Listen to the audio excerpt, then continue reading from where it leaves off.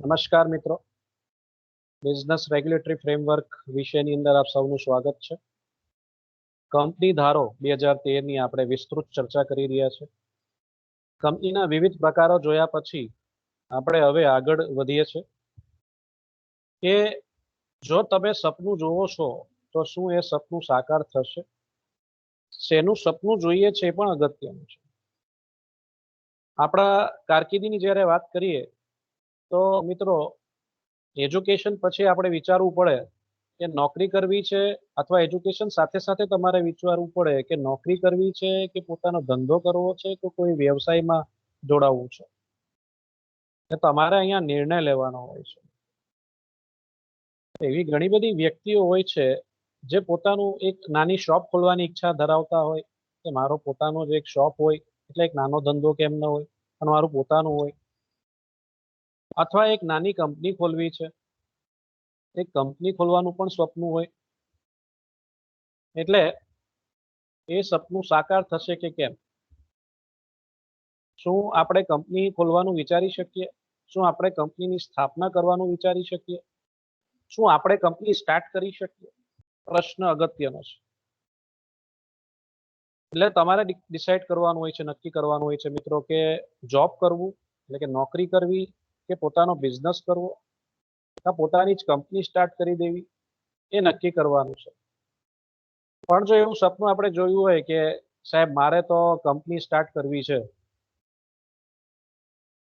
તો company start કરવા માટેની પ્રક્રિયા શું? એટલે ખૂબ અગત્યનો પ્રશ્ન છે અને યુનિટ 2 નો સૌથી અગત્યનો વેરી ઇમ્પોર્ટન્ટ ક્વેશ્ચન છે કે કંપનીની રચના માટેની પ્રક્રિયા સમજાવો. મારે કંપની સ્ટાર્ટ કરવી છે તો એની પ્રોસિજર શું છે, એની પ્રક્રિયા શું છે, પ્રોસેસ શું છે? સામાન્ય બાબત છે. ઓનલાઈન રજીસ્ટ્રેશનની વિધિ જણાવો. એટલે આજકાલ તો હવે બધું ઓનલાઈન થઈ ગયું છે, આપણું શિક્ષણ પણ ઓનલાઈન ચાલી રહ્યું છે. તો શું આપણે ઓનલાઈન રજીસ્ટ્રેશન કરાવી શકીએ કંપનીનું? 100% બધું જ ઓનલાઈન થઈ ગયું છે. બેંક ટ્રાન્ઝેક્શન થી લઈને પાસપોર્ટ કઢાવવા સુધીના બધા જ વ્યવહારો ઓનલાઈન થઈ ગયા છે. સો કંપનીની ઓનલાઈન રજીસ્ટ્રેશનની વિધિ સમજાવો, તેની પ્રક્રિયા સમજાવો. અથવા બીજી રીતે જો આ પ્રશ્ન પૂછવો હોય તમને તો કંપનીની ઓનલાઈન રજીસ્ટ્રેશનની વિધિ જણાવો. કોઈ પણ સ્વરૂપમાં તમને પ્રશ્ન પૂછે, આપણે કોમન જવાબ બનાવી દીધો છે. એટલે તમે આ પ્રમાણે આ પેટર્નમાં જવાબ લખી શકશો. જ્યારે તમે બુક્સમાં વાંચવા બેસો ત્યારે તમને બહુ કન્ફ્યુઝન થઈ શકે છે કે કઈ રીતે મારે આ જવાબ લખવો. એટલે આ પ્રશ્ન એક રીતે બહુ અગત્યનો છે કે જો આવો પ્રશ્ન પૂછવામાં આવે તો એનો જવાબ લખવો કેવી રીતે? તો સૌથી પહેલા આપણે પ્રસ્તાવના પર આવીએ કે કંપનીની સ્થાપના માટે તેની નોંધણી કંપનીઓના રજિસ્ટ્રાર નામના અધિકારી પાસે કરાવવી પડે છે. આપણે લાયસન્સ મેળવવાનું હોય છે કંપની સ્ટાર્ટ કરવા માટે મિત્રો, તો તેની નોંધણી કરાવવી પડે. તો નોંધણી કોની પાસે કરાવવા જશું? રજિસ્ટ્રાર નામની વ્યક્તિ છે, જે ઓથોરાઇઝ્ડ વ્યક્તિ છે, અધિકૃત વ્યક્તિ છે, જે કંપનીઓને લાયસન્સ આપે છે, અધિકાર આપે છે કે તમે કંપની સ્ટાર્ટ કરી શકો છો. એ નોંધણી કરે છે. કંપની સ્ટાર્ટ કરવા માટેની નોંધણીની પ્રક્રિયા એ કોણ કરે છે? રજિસ્ટ્રાર સમક્ષ આપણે કરી શકીએ છીએ અને આ રજિસ્ટ્રાર આપણને નોંધણીનું પ્રમાણપત્ર એટલે કે સર્ટિફિકેટ ઓફ ઇન્કોર્પોરેશન આપણને આપે છે. પણ એના માટે આપણે શું કરવું પડશે? આ માટે કેટલાક દસ્તાવેજો તૈયાર કરીને મોકલાવવા પડે છે. એટલે આપણે દસ્તાવેજો તૈયાર કરવા પડશે. કંપની એમનેમ સ્ટાર્ટ નહીં થશે, ઘણી બધી કાગળિયા કાર્યવાહી હોય છે તે કરવાની રહે છે. આ દસ્તાવેજો કયા છે અને તેમાં કઈ વિગતો હોવી જોઈએ વગેરેની જોગવાઈ કંપની ધારામાં કરવામાં આવી છે, પરંતુ તેમ કરતા પહેલા કેટલાક પગલાં લેવા પડે છે. આપણે દસ્તાવેજો તૈયાર કરશું, દુનિયાભરના તૈયાર કરવા પડશે. એ દસ્તાવેજો તૈયાર કરતા પહેલા તો તમારે પ્રાથમિક પૂર્વ તૈયારીઓ કરવી પડશે. એટલે દસ્તાવેજો તૈયાર કરો તે પહેલા તમારે માનસિક રીતે તૈયાર રહેવું પડશે કે આપણે એક કંપની સ્ટાર્ટ કરવાની છે, તો કયા સ્વરૂપનો ધંધો સ્ટાર્ટ કરવો સૌથી મોટો પ્રશ્ન હશે આપણા સમક્ષ. એ જ આગળ મુદ્દો છે કે કેટલાક પગલાં આપણે લેવા પડશે. તો કેવા પગલાં લેવા પડશે? દાખલા તરીકે કયો ધંધો કરવો? સૌથી ભયાનક પ્રશ્ન આ જ છે કે આ જમાનામાં કયા પ્રકારનો ધંધો કરવો, કેટલી કોમ્પિટિશન છે, તો કયા સ્વરૂપનો ધંધો કરીએ, શું બનાવીએ, શું વેચીએ. જે ફાયદાકારક નીવડશે તેનો વિચાર આવે પછી તેની પ્રાથમિક તપાસ કરવી પડે. શું એ ધંધો જોરમાં છે, એ ધંધામાં બે પૈસા મળશે, ફાયદો થશે, એવા ધંધામાં આપણે આગળ પડાય. આપણે પૂરું વિચારણા કરવી પડશે, તૈયારી કરવી પડશે. અહીં આવક ખર્ચના અંદાજ મૂકી તથા ધંધો શરૂ કરવાની શક્યતાઓની તપાસ કરી તે અંગે નિર્ણય લેવાનો હોય છે. ધંધો સ્ટાર્ટ કરતા પહેલા ઘણી બધી બાબતો વિચારવી પડશે, પ્રાથમિક તપાસ કરવી પડશે કે જો આવો ધંધો બીજી વ્યક્તિઓ કરતી છે તો એ કેટલા સક્સેસ રહ્યા છે, સફળ રહ્યા છે, એ સમજવું પડે, જાણવું પડે. એ થોડુંક રિસર્ચ વર્ક કરવું પડે, હું એમ કહું છું ટૂંકમાં. વિગતવાર ચકાસણીને અંતે જો પરિણામો આશાસ્પદ જણાય તો ધંધાકીય સાહસ શરૂ કરવાનો આખરી નિર્ણય લેવાય છે. તમારે નિર્ણય લેવાનો છે, પણ એક નાનકડો રિસર્ચ, થોડીક તપાસ, થોડીક જાણકારી મેળવીને નિર્ણય લેવાનો છે. અને આપણને પોઝિટિવ ચિહ્ન મળે, પોઝિટિવ વાઇબ્રેશન્સ મળે કે ભાઈ આવો ધંધો સ્ટાર્ટ કરાય, બે પૈસા મળશે, લાભ થશે, તો 100% એવો ધંધો કરાય. ત્યાર પછીનું પગલું જરૂરી સાધનો એકત્રિત કરવાનું હોય છે અને ત્યારબાદ નાણાકીય વ્યવસ્થા કરવામાં આવે છે. તમે નક્કી કરી લો કે કયા સ્વરૂપનો ધંધો કરવાનો છે, ત્યારબાદની પ્રક્રિયા જ છે કે હવે સાધનો એકત્રિત કરીએ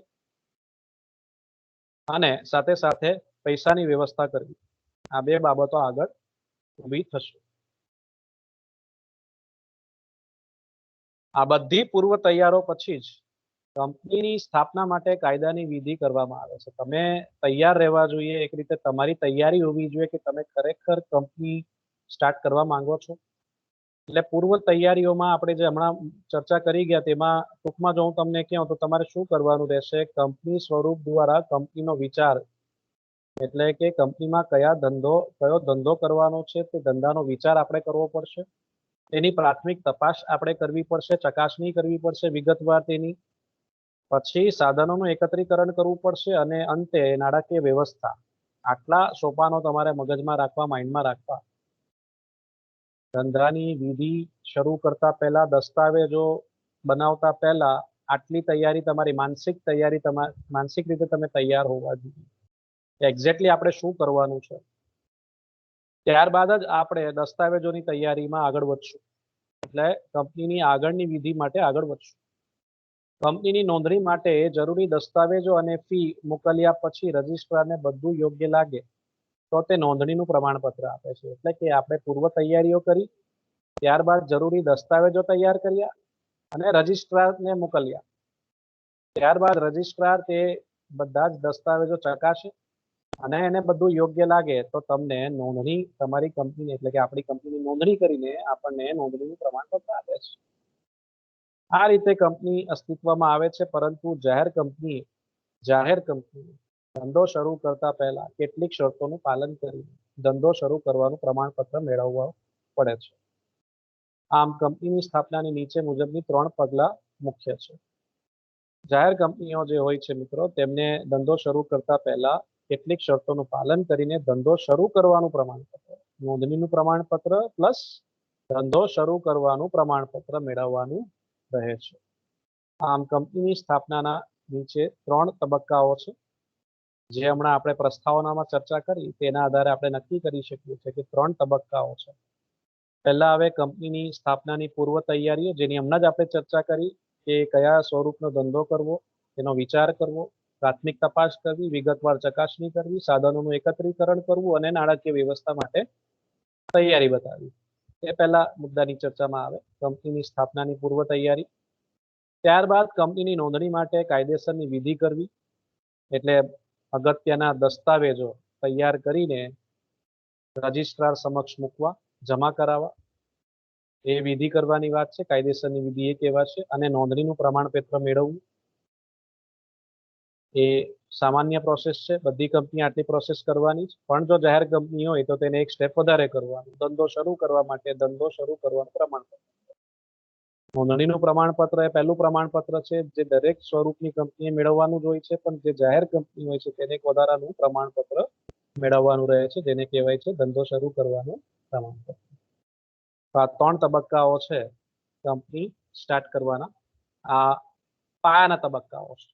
આની ડિટેલમાં ચર્ચા, પહેલા મુદ્દાની ડિટેલમાં ચર્ચા થઈ ગઈ છે. હવે જે બીજો મુદ્દો છે, જે વિધિ કરવાની છે, પ્રક્રિયા જે કરવાની છે, તે હવે આપણે સમજવાનો પ્રયત્ન કરશું. નોંધણીની કાર્યવાહી, રજીસ્ટ્રેશન કરવાની પ્રક્રિયા શું? ઉપરની જોગવાઈઓ પરથી સ્પષ્ટ થાય છે કે કંપનીની નોંધણી કરાવવા માટે નીચે મુજબના દસ્તાવેજો તૈયાર કરાવવા પડે છે અને રજિસ્ટ્રારને મોકલી આપવા પડે છે. તે દસ્તાવેજો હાલ જ હમણાં આપણે જોઈશું કયા દસ્તાવેજો તૈયાર કરવાના છે અને રજિસ્ટ્રારને કયા કયા દસ્તાવેજો મોકલવાના છે. જાહેર કંપનીની સ્થાપના કરવા માટે ઓછામાં ઓછી 7 વ્યક્તિઓ હોવી જોઈએ અને તેમને આવેદનપત્ર નામમાં મુખ્ય દસ્તાવેજ પર સહી કરવી જોઈએ. આપણને ખબર જ છે કે જો આપણે જાહેર કંપની સ્ટાર્ટ કરવી હોય મિત્રો, તો આપણે ઓછામાં ઓછા 7 વ્યક્તિઓની જરૂર હોય છે. 7 વ્યક્તિઓ સભ્ય બનવા જોઈએ અને આવેદનપત્ર એટલે કે મેમોરેન્ડમ ઓફ એસોસિએશનની અંદર તે સાથે 7 વ્યક્તિની એ દસ્તાવેજની અંદર, એ મુખ્ય દસ્તાવેજની અંદર સહી હોવી જોઈએ. જો એવી જ રીતે જાહેર કંપની આપણે સ્ટાર્ટ ન કરવા માંગતા હોઈએ, ખાનગી કંપની આપણે સ્ટાર્ટ કરવી હોય, તો જ્યારે ખાનગી કંપનીની સ્થાપના માટે ઓછામાં ઓછી 2 વ્યક્તિઓએ સહી કરવી જોઈએ. 2 વ્યક્તિ ઓછામાં ઓછી સહી કરવી જોઈએ. એટલે 2 વ્યક્તિ જોઈએ, આપણને ખબર છે જાહેર ખાનગી કંપની સ્ટાર્ટ કરવી હોય તો 2 વ્યક્તિ આપણને સભ્ય તરીકે મળવી જોઈએ અને તે 2 વ્યક્તિઓએ આવેદનપત્રની અંદર પોતાની સહી કરવી જોઈએ. આ દસ્તાવેજો જે રાજ્યોમાં કંપનીની રજિસ્ટર ઓફિસ રાખવાની હોય તે રાજ્યના રજિસ્ટ્રારને મોકલી આપવાના હોય છે. એટલે કંપની સ્ટાર્ટ કરતા પહેલા ઘણી બધી બાબતો તમારે પૂર્વ તૈયારીઓમાં રેડી કરવાની છે, નક્કી કરવાની છે. એમાં કયા રાજ્યમાં આપણે રજિસ્ટર ઓફિસ, આપણું મુખ્ય મથક રાખવાના છે, એ પણ નિર્ણય લેવાનો હોય છે મિત્રો. કયા સ્વરૂપનો ધંધો સ્ટાર્ટ કરવો એ તો બરાબર જ છે, પણ આપણું લોકેશન પણ ડિસાઇડેડ હોવું જોઈએ, નક્કી હોવું જોઈએ. કે પહેલા તો ભારતમાં કંપની સ્ટાર્ટ કરવી છે એ નક્કી હોવું જોઈએ. ભારતની અંદર કયા રાજ્યની અંદર તમારે કંપની સ્ટાર્ટ કરવી છે તે નક્કી હોવું જોઈએ. આ ડિસિઝન લીધા પછી જ આપણે આગળ વધશું. એટલે રજિસ્ટ્રારને જે તે આપણે દસ્તાવેજો તૈયાર કર્યા હોય તે મોકલવાના રહેશે. મિત્રો, વર્તમાન સમયમાં કંપનીની નોંધણી ઓનલાઈન પણ થાય છે. સ્થાપકે કયા પ્રકારની કંપની, જેમ કે જાહેર કંપની હોઈ શકે, ખાનગી કંપની હોઈ શકે કે એક વ્યક્તિની કંપની હોઈ શકે છે. તો જાહેર કંપની હોય, ખાનગી કંપની હોય કે ઓપીસી એટલે કે વન પર્સન કંપની, એક વ્યક્તિની કંપની તરીકે રજીસ્ટ્રેશન કરવા માંગે છે, તો તે નક્કી કરી નીચેની પ્રક્રિયાનું પાલન કરવાનું હોય છે. એટલે પહેલા તો કયા પ્રકારની કંપની આપણે સ્ટાર્ટ કરવા માંગીએ છીએ તે નક્કી હોવું જોઈએ. ને હાલના જમાનામાં ઓનલાઈન પ્રક્રિયા એ શરૂ થઈ ગઈ છે. દરેક ઝોનની અંદર, દરેક ફિલ્ડની અંદર, દરેક ક્ષેત્રની અંદર હવે ઓનલાઈન પ્રોસિજર આવી ગઈ છે. તો કંપનીની પ્રક્રિયા પણ હવે આપણે ઓનલાઈન કરી શકીએ છીએ. આપણે આપણી કંપની સ્ટાર્ટ કરવી હોય તો તેનું રજિસ્ટ્રેશન પણ આપણે ઓનલાઈન કરાવી શકીએ છીએ. એટલે હવે આપણે 2 રીતે ચર્ચા કરી રહ્યા છીએ. જો ઓનલાઈન રજિસ્ટ્રેશનનો પ્રશ્ન પૂછે તો પણ તમે જવાબ લખી શકો છો અને સામાન્ય કાર્યવાહી પૂછે તો તેમાં પણ તમે આ પ્રશ્નનો જવાબ આવી રીતે લખી શકો છો. કશું ખોટવું નથી. આપણે ઓનલાઈન રજિસ્ટ્રેશન કરાવવું હોય તો ઓછામાં ઓછા પહેલા તમારે 3 સ્ટેપનું પાલન કરવું પડે. એમાં સૌથી પહેલું આવે ડીએસસી મેળવવું. ડીએસસી એટલે શું? ડિજિટલ સિગ્નેચર સર્ટિફિકેટ મેળવવું પડે મિત્રો સૌથી પહેલા. તો ડીએસસી શોર્ટમાં યાદ રાખવું. ડીએસસી નું ફૂલ ફોર્મ છે ડિજિટલ સિગ્નેચર સર્ટિફિકેટ. એટલે સૌ પ્રથમ કંપનીએ ડિજિટલ સિગ્નેચર સર્ટિફિકેટ ઓથોરિટી પાસેથી મેળવવું પડે છે. આ માટે કંપનીએ નિયત ફોર્મમાં ઓનલાઈન અરજી કરવી પડે છે. કંપની ધારા 2013માં તે પ્રમાણે કંપની ઓનલાઈન પ્રક્રિયા વધુ કરવી પડશે અને તેમાં ડિજિટલ સિગ્નેચરનો વ્યાપક ઉપયોગ કરવો પડશે. એટલે સૌ પ્રથમ પહેલો સ્ટેપ એ જ છે કે તમે જો ઓનલાઈન રજિસ્ટ્રેશનમાં આગળ વધવાના તો તમારે ડિજિટલ સિગ્નેચર સર્ટિફિકેટ પ્રાપ્ત કરવું પડે ઓથોરાઇઝ વ્યક્તિ પાસેથી. કારણ કે એનો ઉપયોગ પગલે ને ડગલે થવાનો છે આગળની પ્રક્રિયામાં. એટલે આપણી પાસે પહેલા સૌથી પ્રથમ આ સર્ટિફિકેટ આપણે પ્રાપ્ત કરવાનું રહેશે. ત્યારબાદ ડીએસસી પ્રાપ્ત કર્યા પછી આપણે ડીન પ્રાપ્ત કરવાનું છે. નંબર 2 ડિરેક્ટર ઓળખ નંબર, અંગ્રેજીમાં કહેવાય ડિરેક્ટર આઈડેન્ટિફિકેશન નંબર. તો ડિરેક્ટર ઓળખ નંબર મેળવવાનો રહેશે કલમ 153 મુજબ.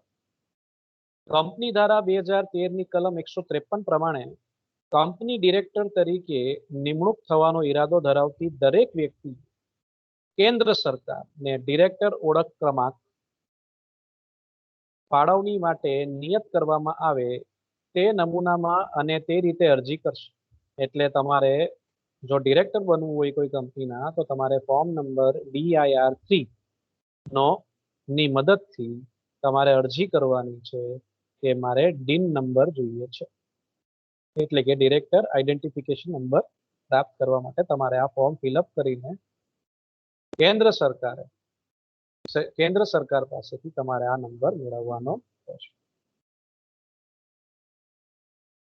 કેન્દ્ર સરકાર કલમ 153 હેઠળ અરજી મેળવ્યાની તારીખથી 1 માસમાં અરજદારને ડીન એટલે કે ડિરેક્ટર ઓળખ ક્રમાંક નિયત કરવામાં આવે તે રીતે ફાળવશે. કંપનીના દરેક ડિરેક્ટર માટે આ ઓળખ ક્રમાંક મેળવવો આવશ્યક છે. જેટલા ડિરેક્ટર હોય તે બધા જ ડિરેક્ટરને પાસે ડીન નંબર હોવો આવશ્યક છે, જરૂરી છે, મેન્ડેટરી છે, કમ્પલસરી છે. એટલે તમે ડિરેક્ટર બનવા માંગતા હોય કોઈ કંપનીમાં તો તમારે અરજી કરવાની છે અને અરજી કર્યા બાદ સેન્ટ્રલ ગવર્મેન્ટ કેન્દ્ર સરકારે 30 દિવસની અંદર તમને એ નંબર ફાળવવાનો એમની ફરજ બની જાય છે. આપણું કામ છે અરજી કરવાનું, આગળની કાર્યવાહીમાં સેન્ટ્રલ ગવર્મેન્ટે એમને 30 દિવસની અંદર આ કાર્યવાહી પૂરી કરવાની છે. હવે ડીએસસી પ્રાપ્ત કર્યા પછી, ડીન પ્રાપ્ત કર્યા પછી આગળ શું? ત્રીજો મુદ્દો, ડિરેક્ટરના નામે MCA પોર્ટલ પર ડીએસસી નું રજીસ્ટ્રેશન કરાવવું. હવે MCA પોર્ટલ એટલે શું? તો કે મિનિસ્ટ્રી ઓફ કોર્પોરેટ અફેર્સ ની પોર્ટલ પર ડિજિટલ સિગ્નેચર સર્ટિફિકેટનું રજીસ્ટ્રેશન કરાવવા, એની નોંધણી કરાવવાની છે. ડીન મળ્યા પછી ડિરેક્ટર આપણે બેવ પ્રાપ્ત થઈ ગયું, ડીએસસી પણ પ્રાપ્ત થઈ ગયું, ડીન પણ પ્રાપ્ત થઈ ગયું. હવે બેવની સાથે નોંધણી કરાવવાની છે. ડીન મળ્યા પછી ડીએસસી નું રજીસ્ટ્રેશન કંપનીના ડિરેક્ટરના નામ સાથે બેવ ભેગું કંપનીના ડિરેક્ટરના નામ સાથે MCA પોર્ટલ કઈ www.mca.gov.in એટલે મિનિસ્ટ્રી ઓફ કોર્પોરેટ અફેર્સની જે વેબસાઇટ છે, વેબ પોર્ટલ છે, તેના પર કરાવવાનું હોય છે. એટલે ડીન મેળવ્યા પછી આપણે શું કરવાનું છે? ડીએસસી નું રજીસ્ટ્રેશન કંપનીના ડિરેક્ટરના નામ સાથે આ પોર્ટલ પર MCA પોર્ટલ પર કરાવવાનું રહે છે. પોર્ટલ ડિજિટલ સિગ્નેચરની ચકાસણી કરશે કે તે માન્ય છે કે નહીં. એટલે આપણે જે શરૂઆતમાં ડીએસસી પ્રાપ્ત કર્યું હતું તે આપણે માન્ય છે કે કેમ તે ચકાસણી કરવામાં આવશે જ્યારે આપણે ડીન અને ડીએસસી ને ભેગું એને રજીસ્ટર કરશું. એટલે આગળ ચકાસણી એક સ્ટેપ હજી ચકાસણીનો આપણો વધે છે કે આપણે ઓનલાઈન જે સિસ્ટમ ફોલો કરીએ છીએ તે સિસ્ટમ આપણે યોગ્ય રીતે ફોલો કરી છે, આપણે જે રજીસ્ટ્રેશન કરાવી રહ્યા છે તે યોગ્ય છે, અગાઉ જે બે ડીએસસી ને ડીનની પ્રક્રિયા કરી છે તે યોગ્ય છે, માન્ય છે કે કેમ એની ચકાસણી ત્રીજા તબક્કે કરવામાં આવે છે. હવે મુખ્ય મુદ્દા પર આવીએ. પેલી પ્રાથમિક તૈયારીઓ હતી, ડીએસસી પ્રાપ્ત કરવું, ડીન પ્રાપ્ત કરવું, પછી ડીએસસી અને ડીનનું એક રીતે ભેગું એક રીતે કહી શકાય છે કે નોંધણી કરાવી, રજીસ્ટ્રેશન કરાવવું. એ પ્રાથમિક તૈયારી હતી ઓનલાઈન પ્રક્રિયા માટે ખાસ. હવે અહીંથી આપણી મેઇન પ્રક્રિયા સ્ટાર્ટ થાય છે. એક રીતે કંપનીના સંભવિત નામના રિઝર્વેશન માટે અરજી કરવી. આપણે કંપનીનું જે નામ રાખવાનું છે તે એના માટે અરજી કરવાની છે. કલમ 4 પેટા કલમ 4 મુજબની આ ચર્ચા છે. MCA પોર્ટલ દ્વારા ડિજિટલ સિગ્નેચરની ચકાસણીની માન્યતા બાદ કંપનીના સ્થાપકે કંપનીના સંભવિત નામની ફાળવણી માટે કંપની રજિસ્ટ્રારને અરજી કરવાની હોય છે. આ અરજી પણ ઓનલાઈન કરવી પડે છે. એટલે ફોર્મ નંબર 1 ની અંદર આ અરજી કરવી પડે છે. નિયત ફોર્મમાં કંપનીના સ્થાપક 6 સંભવિત નામો તેમના ક્રમ સાથે રજિસ્ટ્રારને મંજૂરી માટે મોકલવા પડે છે. તેથી કોઈ પણ એક નામની ફાળવણી થવાની સંભાવના વધી જાય છે. આ નિયત ફોર્મ એટલે કે ફોર્મ નંબર 1 સાથે કંપની 1000 ની નિયત ફી પણ રજિસ્ટ્રાર ઓફિસમાં ભરવાની હોય છે. ફોર્મ નંબર 1 માં કંપનીના સ્થાપકે એમસીએ પોર્ટલ પર ઓનલાઈન અપલોડ કરવાનું હોય છે અને ઓનલાઈન નામની ફાળવણી થાય છે. હવે કરવાનું શું છે? આપણે કશું જ નથી કરવાનું. એક રીતે આપણે 6 નામ તૈયાર કરવાના છે. આપણે જે કંપનીનું નામ રાખવાનું છે તે કંપનીના 6 સંભવિત નામો તૈયાર રાખવા. અલગ અલગ 6 નામ રાખવા. કેમ 6 નામ રાખવા? સાહેબ 6 માંથી એક નક્કી થઈ શકે. કારણ કે આપણે જે 6 નામ ડિસાઈડ કર્યા હોય ને એમાંથી ઘણી બધી કંપનીનું અસ્તિત્વ પહેલાથી જ માર્કેટમાં હશે. એટલે નામ રિપીટ નહીં થવું જોઈએ. આપણે એવું નામ હોવું જોઈએ કે એવા નામની કંપની પહેલાથી બજારમાં હોવી જોઈએ નહીં. એટલે 6 નામ માંગવામાં આવે છે કે આપણે 6 માંથી એક તો સિલેક્ટ થશે. હવે માની લો કે તમે 6 નામ ડિસાઈડ કરવા હોય કે ભાઈ Mahadev private limited company start કરવી છે, તો પહેલું નામ તમે ડિસાઈડ કર્યું લખ્યું હોય ક્રમમાં કે મહાદેવ પ્રાઇવેટ લિમિટેડ, બીજું લખ્યું હોય નીલકંઠ પ્રાઇવેટ લિમિટેડ, ત્રીજું લખ્યું હોય સોમનાથ પ્રાઇવેટ લિમિટેડ, ચોથું લખ્યું હોય સિદ્ધનાથ પ્રાઇવેટ લિમિટેડ ને અન્ય 2, એવી રીતના 6 નામ લખ્યા હોય. તો પહેલા 3 નામ માની લો બજારમાં હોય, મહાદેવ હોય, નીલકંઠ હોય, સોમનાથ હોય, સિદ્ધનાથ અવેલેબલ ન હોય, કોઈનું સિદ્ધનાથ નામની કોઈ જ કંપની હોય ભારતમાં, તો એ તમને મળી જશે. એ નામ તમને ફાળવવામાં આવશે. તો તમે આ નામ રાખી શકો છો કે આ નામની કંપની કોઈ માર્કેટમાં નથી. આપણું નામ કન્ફર્મ થઈ જાય ને આ પ્રક્રિયા કરવા માટે જે ફોર્મ ભરવાનું છે, ફોર્મ નંબર 1, તે ફોર્મ ભરવાનું, સાથે સાથે 1000 રૂપિયા ફી ભરવાની રહેશે અને આ ફોર્મ આપણે ઓનલાઈન અપલોડ કરી શકીએ છીએ. તો સંભવિત નામ મેળવવા માટેની પ્રક્રિયા કરવાની છે. ત્યારબાદ એ પ્રક્રિયા પૂર્ણ થાય એટલે સાથે સાથે આપણે અગત્યના દસ્તાવેજો તૈયાર કરવા, જેમાં સૌથી અગત્યના 2 દસ્તાવેજો છે, મેમોરેન્ડમ ઓફ એસોસિએશન અને આર્ટિકલ્સ ઓફ એસોસિએશન. મેમોરેન્ડમ અને આર્ટિકલ્સ આ બંને દસ્તાવેજો આપણે તૈયાર કરવાના છે. તો મેમોરેન્ડમ અને આર્ટિકલ્સ તૈયાર કરવા અને નોંધાવા કંપનીની નોંધણી માટે મેમોરેન્ડમ અને આર્ટિકલ્સ બંને મહત્વના દસ્તાવેજો છે. આ બંને જ દસ્તાવેજો જાહેર દસ્તાવેજો છે અને કંપનીના મહત્વના દસ્તાવેજો ગણાય છે. મેમોરેન્ડમ શું છે? તો મેમોરેન્ડમ એ કંપનીનું બંધારણ દર્શાવે છે, કંપનીની આખી રચના દર્શાવે છે. જ્યારે આર્ટિકલ્સ શું છે? આર્ટિકલ્સ આંતરિક વહીવટ માટેના નિયમોનું સમૂહ હોય છે. કંપનીનું આંતરિક સંચાલન કરવા માટેના જે નિયમો ઘડવામાં આવે છે તે આર્ટિકલ્સ ઓફ એસોસિએશનની અંદર મૂકવામાં છે. જ્યારે મેમોરેન્ડમની અંદર 6 કલમોનો સમાવેશ થાય છે કે કંપનીનું નામ શું રાખવામાં આવશે, એનું મુખ્ય મથક ક્યાં હશે, સભ્યોની જવાબદારી કેટલી રહેશે, મૂડી કેટલી હશે કંપનીની, કંપનીનો ધ્યેય શું હશે અને આ એસોસિએશનની અંદર આ કંપનીની અંદર કેટલા સભ્યો હશે અને કેટલા સભ્યોએ કેટલા શેર્સ ખરીદ્યા છે, એ બધી ડિટેલ, તેમનું નામ, સરનામું, તેમની સહી આ મેમોરેન્ડમની અંદર હશે. એટલે કંપનીનું બંધારણ દર્શાવવામાં આવે છે.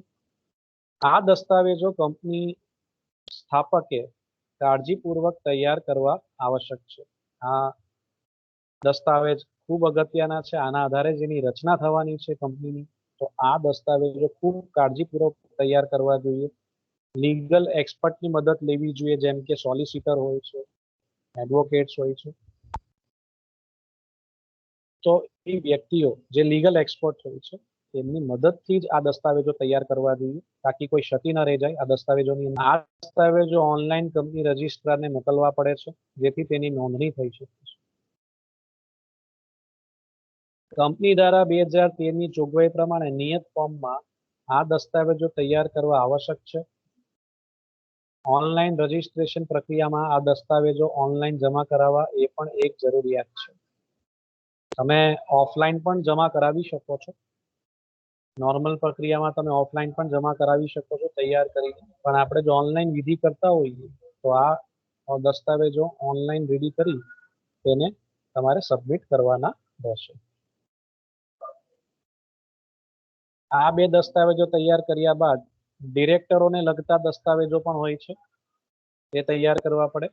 જાહેર કંપની નીચેના બે દસ્તાવેજો પણ મોકલાવવા પડે છે અથવા ઓનલાઈન જમા કરાવવા પડે છે।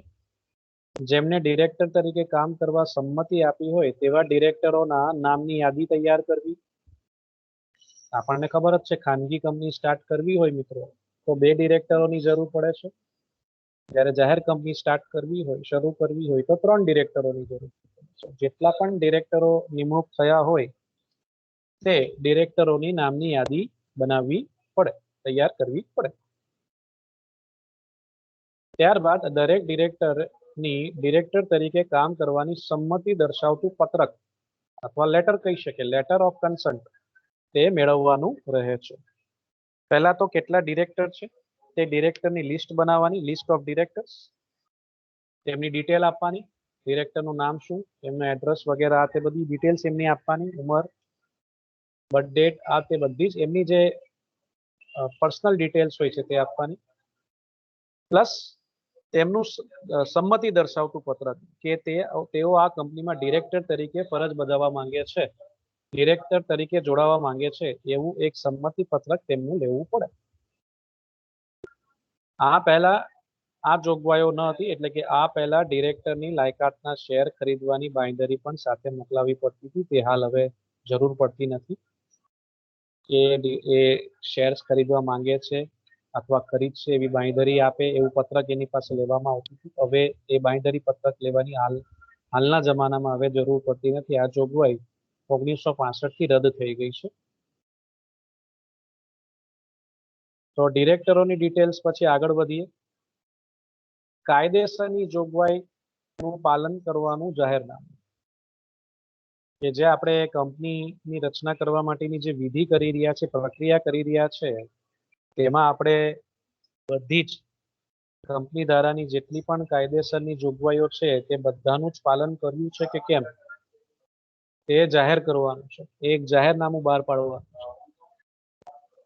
કંપનીની નોંધણી અંગેની સઘળી કાયદેસરની જોગવાઈનું પાલન કરવામાં આવ્યું છે એ મતલબનું જાહેરનામું નીચે મુજબ કોઈ પણ એક વ્યક્તિએ રજિસ્ટ્રાર સમક્ષ નોંધાવવું પડે છે।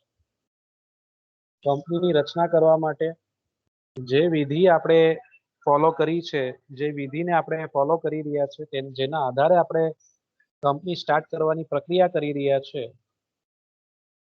તે કાયદેસરની જોગવાઈઓનું પાલન કરીને કરી રહ્યા છે એવું જાહેરનામું બહાર પાડવાનું છે। આ જાહેરનામું બહાર પાડવાનું છે એનો મતલબ શું છે કે આ જાહેરનામું રજિસ્ટ્રાર સમક્ષ નોંધાવવાનું છે, તૈયાર કરી રજિસ્ટ્રારને આપણે જાણ કરવાની છે કે ભાઈ અમે કંપની ધારાની જેટલી પણ જોગવાઈઓ છે કાયદેસર અને કંપનીને જેટલી પણ જોગવાઈઓ અન્ય કાયદા હેઠળ લાગુ પડે છે એનું પાલન કર્યું છે એની ખાતરી આપવાની છે, જાહેરનામું આપવાનું છે, એના મદદથી આ પ્રક્રિયા પૂર્ણ કરવાની છે, આશ્વાસન આપવાનું છે એક રીતે। તો આ જાહેરનામું બનાવવા માટે કોની મદદ લઈ શકાય છે? કોઈ પણ એક વ્યક્તિ, તે કઈ વ્યક્તિ આ જાહેરનામું તૈયાર કરી આપે કંપનીને?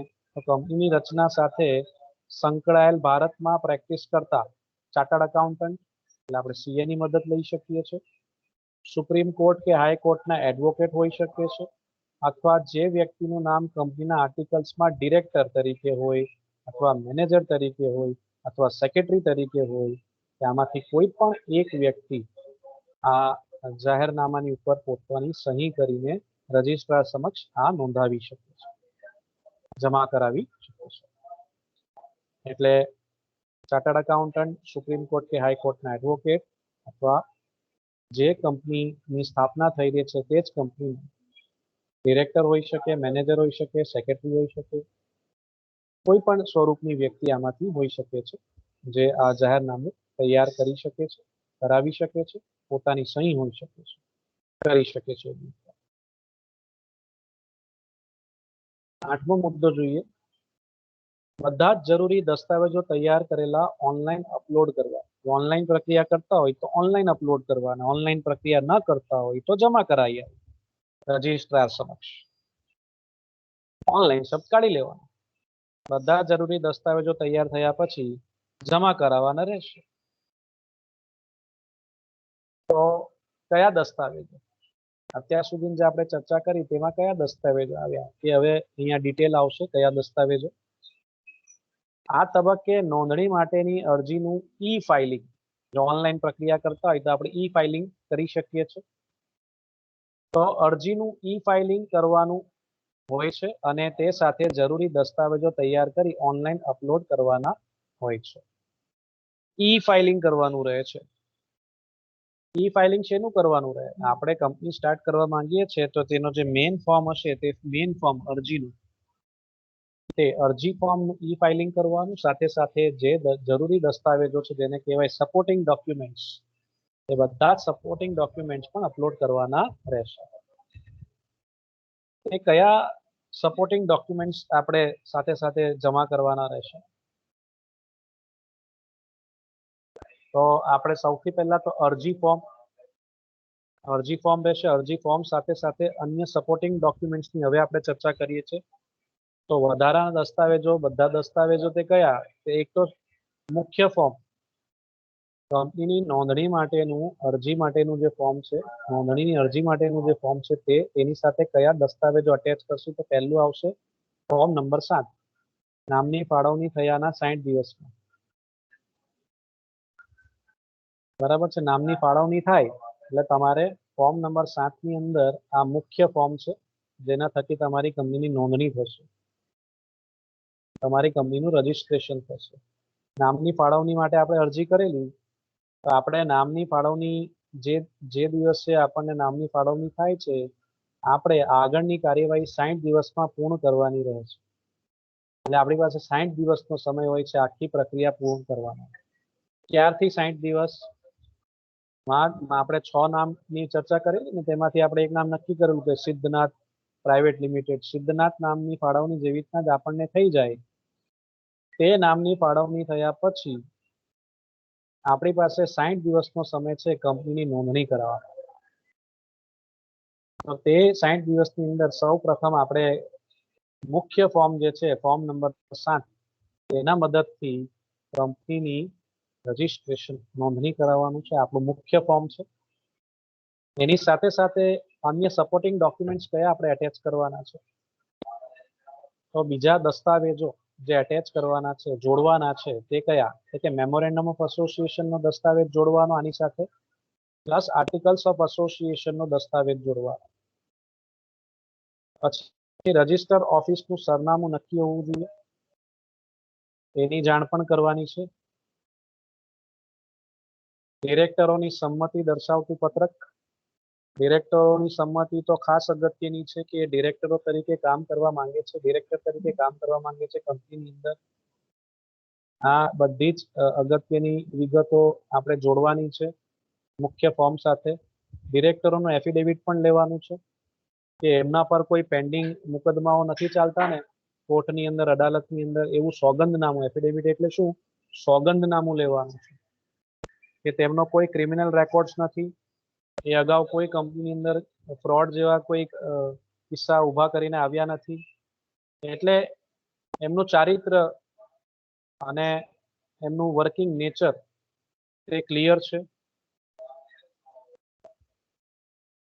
ત્યારબાદ કાયદાકીય જોગવાઈનું પાલન કરવામાં આવ્યું છે તે બાબતનું જાહેરનામું, એની ચર્ચા આપણે હમણાં જ કરી. એક જાહેરનામું પણ તૈયાર કરવાનું છે ચાર્ટર્ડ એકાઉન્ટન્ટની મદદથી, અથવા હાઈકોર્ટના એડવોકેટ હોય, સુપ્રીમ કોર્ટના એડવોકેટ હોય, કંપનીનો મેનેજર હોય, કંપનીનો ડિરેક્ટર હોય, અથવા એ જ કંપનીનો સેક્રેટરી હોય, એમાંથી કોઈ પણ એક વ્યક્તિએ સોગંદનામું તૈયાર કરીને એ પણ આ પ્રક્રિયામાં જોડવાનું છે. ડોક્યુમેન્ટ્સ, આ ડોક્યુમેન્ટ પણ તેની અંદર જોડાશે મુખ્ય ફોર્મ સાથે. આટલી ડોક્યુમેન્ટ્સની ખાસ જરૂર પડે છે કંપનીની પ્રક્રિયા પૂર્ણ કરવા માટે. આ સાથે ઇલેક્ટ્રોનિક માધ્યમથી કંપનીએ સ્ટેમ્પ ડ્યુટીનું પણ પેમેન્ટ કરવું પડે છે. હાલમાં એમસીએ પોર્ટલની મદદથી દરેક રાજ્યમાં ઈ સ્ટેમ્પ ડ્યુટી ચૂકવણી થઈ શકે છે. હવે તો જેમ કે ઓનલાઈન આપણે પ્રક્રિયા ફોલો કરી શકીએ છીએ, તો ઓનલાઈન પેમેન્ટ પણ હવે તો શક્ય જ છે. તમારું એડમિશન પ્રોસિજર ઓનલાઈન થતું હોય તો તેની અંદર હવે ફી પણ ઓનલાઈન ભરવાની થતી હોય છે. સેમ સિસ્ટમ છે. તમે બધા દસ્તાવેજો ઓનલાઈન જો જમા કરાવી શકતા હોય તો એને લગતી જે ફી હોય સ્ટેમ્પ ડ્યુટી, એ સ્ટેમ્પ ડ્યુટી પણ તમે ઇલેક્ટ્રોનિકલી એટલે કે ઈ સ્ટેમ્પ ડ્યુટી પેમેન્ટ હવે આપણે કરી શકીએ છીએ. કયા પોર્ટલ પરથી? MCA એટલે કે મિનિસ્ટ્રી ઓફ કોર્પોરેટ અફેર્સના પોર્ટલ પરથી આ આપણે કરી શકીએ છીએ. પેમેન્ટ પણ શક્ય છે. એટલે પેમેન્ટ કરવાનું રહેશે. આ બધા જ દસ્તાવેજો જમા કરાવ્યા પછી આવે છે આપણો મુખ્ય દસ્તાવેજ. આપણે આ બધા દસ્તાવેજો જમા કરાવ્યા, ફોર્મ નંબર 7 સાથે મેમોરેન્ડમ, આર્ટિકલ્સ, પછી ડિરેક્ટરનું સંમતિપત્ર, ડિરેક્ટરનું એફિડેવિટ, જાહેરનામું, આજે બધા જ અગત્યના દસ્તાવેજો આપણે આપણા જમા કરાવ્યા, ડોક્યુમેન્ટ જમા કરાવ્યા. ત્યારબાદ આપણને રજિસ્ટ્રાર એક જ ફરફરિયું આપશે, એક જ પ્રમાણપત્ર આપશે, એક જ સર્ટિફિકેટ આપશે, જેને આપણે એકદમ દેશી ભાષામાં લાયસન્સ કહીએ છીએ. અને ટેકનિકલી શું કહેવાય? Certificate of incorporation. અને ગુજરાતીમાં આપણી ગુજરાતી લેંગ્વેજની અંદર તેને કહેવાય નોંધણીનું પ્રમાણપત્ર, લાયસન્સ. લાયસન્સ મળે કે આપણે કંપની સ્ટાર્ટ કરીશું. કંપની રજિસ્ટ્રારને સંતોષ થાય, આપણે બધા દસ્તાવેજો જમા કરાવ્યા પછી રજિસ્ટ્રારનું કામ ચાલુ થાય છે. એ ચકાસણી કરશે કે તમે જે માહિતી આપી છે ક્રોસ ચેક કરશે, વેરીફાઈ કરશે, તપાસ કરશે, તમે જે માહિતી આપી છે યોગ્ય છે, બરાબર છે. એટલે કંપની રજિસ્ટ્રારને સંતોષ થાય તો કંપની રજિસ્ટ્રાર ઓનલાઈન નોંધણીનું પ્રમાણપત્ર ઇસ્યુ કરે છે. ચકાસણી કર્યા પછી જ, ક્રોસ ચેક કર્યા પછી, વેરીફાઈ કર્યા પછી કે તમે કહો છો કે તમારું મુખ્ય મથક ગુજરાતની અંદર અમદાવાદ સિટીની કાલુપુર એરિયાની અંદર છે, તો શું ત્યાં છે? એ લોકેશન ચેક કરવા પણ આવી શકે. તમે કહો છો કે અમારી કંપનીની અંદર 3 ડિરેક્ટરો છે અને એમનું નામ, સરનામું, ડિટેલ્સ તમે આપી હોય, તો શું એ જગ્યા પર રહેતા છે ખરા? એવા નામની વ્યક્તિ છે ખરી?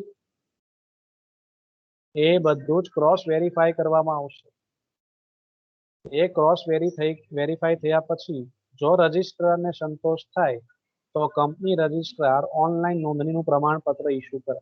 એ પણ ઓનલાઈન મળી શકે છે, ઓફલાઈન પણ મોકલાવી શકાય છે. ઓનલાઈન તમે પ્રક્રિયા કરી હોય તો ઓનલાઈન મળી જશે, વહેલું મળી જાય.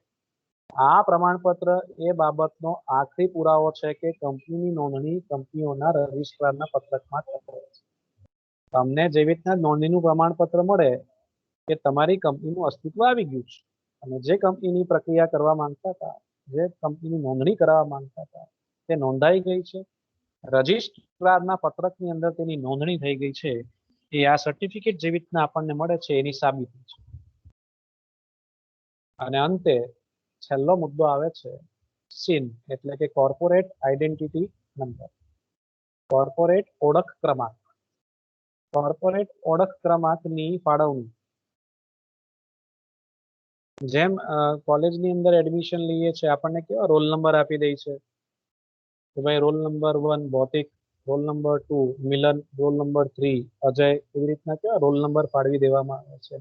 તેમ કંપનીને હો રોલ નંબર આપી દીધા છે એમ માની લો, એટલે તેમના પણ નંબર છે એમ કહેવાય છે. એટલે એમને કહેવાય છે કોર્પોરેટ ઓળખ ક્રમાંક, કોર્પોરેટ આઈડેન્ટિટી નંબર.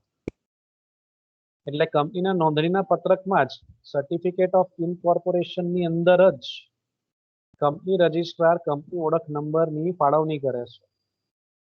એટલે આપણને જે સર્ટિફિકેટ ઓફ ઇન્કોર્પોરેશન મળે છે, એટલે કે નોંધણીનું પ્રમાણપત્ર જે મળે છે, તે નોંધણીના પ્રમાણપત્રની ઉપરની સાઈડ કોર્પોરેટ ઓળખ ક્રમાંક પણ લખેલો હોય છે.